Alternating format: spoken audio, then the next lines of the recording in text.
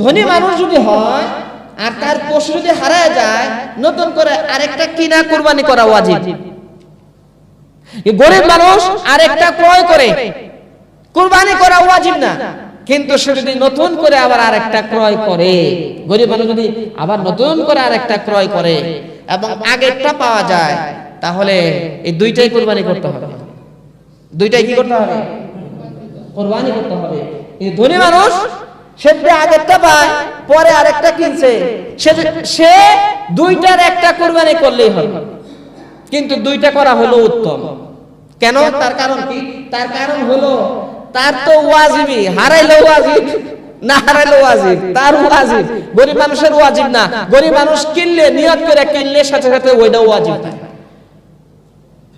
এখানে আরেকটা বিষয়, সেটা হলো মনে করেন খাসি একটা কিনছে, কেনার পরে কানা হয়ে গেছে।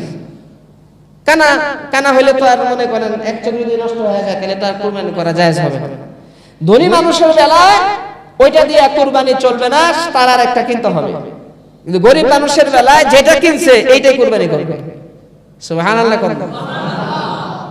এইগুলা জিনিসটা বুঝতে হবে যে গরিব মানুষের উপর ওয়াজিব না, কিন্তু সে যেটা নিয়ত করে কিনবে, যেটা কিনবে ওইটাই ওয়াজিব হবে। এক এক যদি 5টা কিনে 5টাই ওয়াজিব হবে। আর ধনী মানুষের উপর যে কোনো একটা কিনলেই বাস হয়ে যাবে।